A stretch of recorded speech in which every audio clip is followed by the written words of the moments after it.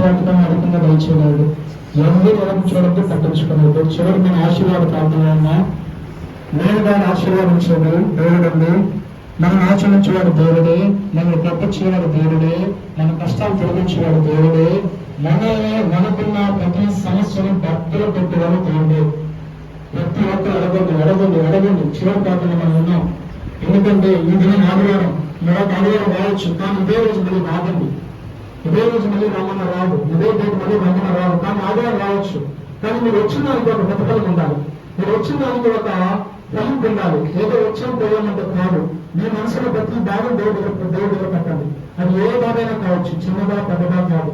ప్రతిదీ నేను తెరవండి, అడగండి. ప్రభా, నాకు సమస్య ఉందయ్యా, నాకు బాధ ఉందయ్యా, నా కుటుంబ పరిస్థితులు బాగలేవయ్యా, నా కుటుంబ పరిస్థితులు చిన్నాభిన్నం ఉన్నాయి ప్రభా, బిడ్డల జీవితాలు బాగలేవయ్యా, పిల్లల జీవితాలు బాగలేవయ్యా, నా జీవితం బాగలేదయ్యా, నిద్రపోలేకపోతున్నాను ప్రభా.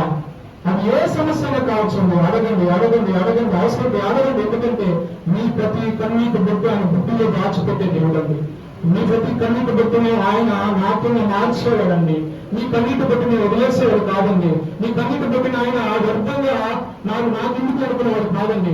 మనుషులు మోసం చేయొచ్చు, మనుషులు మిమ్మల్ని నిందలవచ్చు. మీరు వాక్యం విన్నారు, వాళ్ళు ఏ విత్తనం అయితే విత్తారో ఆ పంటను వాళ్ళ చేత కొనిస్తారు. మీరు భయపడద్దు, మీరు ఇక్కడ ఎవరు భయపడాల్సిన అవసరం లేదు. మీరు నమ్ముకున్న మనుషులు కాదు, మీరు నమ్ముకున్న అధికారులు కాదు, మీరు నమ్ముకున్న నిండుకున్నారు కాదు, మీరు నమ్ముకున్న బంధువులు కాదు, మీరు నమ్ముకుంది వీళ్ళందరినీ చేసిన దేవుణ్ణి. దేవుడు అనుకుంటే ఏమైనా చేయగలడు.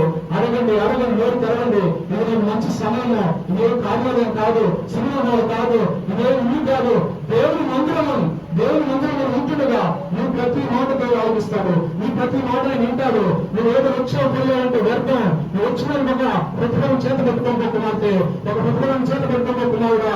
ఎందుకంటే ఇక్కడ ప్రతి ఒక్కరూ ఆయన ప్రమాణం చెప్పిన వచ్చారు. ఈ దినం చాలా మంది బయట తిరుగుతున్నారు, ఈ దినం చాలా మంది శిఖాన్ని తిరుగుతున్నారు. కానీ నువ్వు బ్రహ్మాండం చాలా గొప్పదానివి, నువ్వు బ్రహ్మాండం చాలా గొప్పదానివి. నీ మనసులో బాధ ఏదైనా కావచ్చు. ఈ దినం దేవుడు ప్రభా నాకు సహాయం వచ్చే ప్రభా నాన్నగారిని విడిచిపెట్టేస్తారు ప్రభా, నాన్న నేను మాటలు మాట్లాడుతున్నాను ప్రభా. అయ్యా నాన్నగారే ప్రభా నిందలు వేస్తున్నారు. నేను బాగుపడితే ఓర్చుకోలేకపోతున్నాను కదయ్యా. అయ్యా నేను బాధలు అంటే చేరలేకపోతున్నాను కదయ్యా. అలాంటి సమాజం బతుకుతున్నానే, ఎందుకు ప్రభా నాకు జీవితం అనుకుంటాయేమో. భయపడద్దు, నువ్వు చనిపోదు, నువ్వు మరణించలేదు అనుకుంటున్నావు. ఒకసారి చనిపోతే బాగుందని. నిన్ను చనిపోయేవాడు కాదు, తల్లి గర్భంలో గుర్తించబడి ఉంటే నిన్ను ఇరుకున్న దేవుడు, నీ తలంటిని లెక్కించిన దేవుడు, నీ ఆయుష్ అంటే ఆయన తెలుసు, నీ జీవితానికి తెలుసు, నీ యొక్క స్థితిగత వెలిగేవాడు. ఎవరు చేయడు, మనుషులు చేయించిపెట్టిన మన దేవుడు చేయించిపెట్టాడని. అడగండి. తండ్రి నేను ఆచరిస్తున్నా ప్రభా.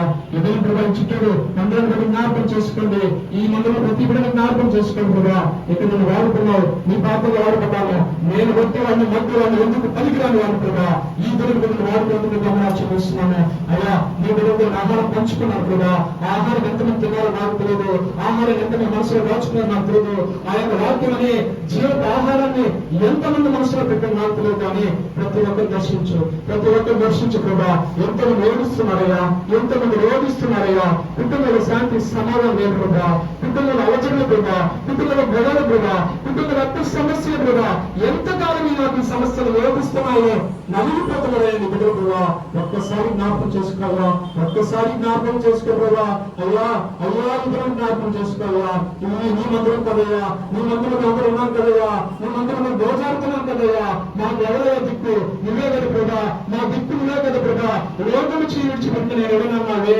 ఈ దినం ప్రభా ఎన్నో మాటలు, ఎన్నో నిందలు, ఎన్నో సమస్యలు, ఎన్నో అనారోగ్యాలు, ఎన్నో ప్రభా నిద్ర పట్టిన రోజులు కూడా చాలా మంది గడుపుతున్నారు ప్రభా. అయ్యా దర్శించు ప్రభా. అయ్యా తండ్రి యేసయ్యా అడగండి దేవుని. యేసయ్యా నా జీవితాన్ని మార్చని అడగండి. ఎవరు మౌనం ఉండద్దు, అడగని చెప్తున్నాను కాదు. దేవుణ్ణి యేసయ్యా సహాయం చేయమని అడుగు. అయ్యా నా బాధ తొలగించని అడుగు, నా కన్నీటి నాట్యంగా మార్చని అడుగు.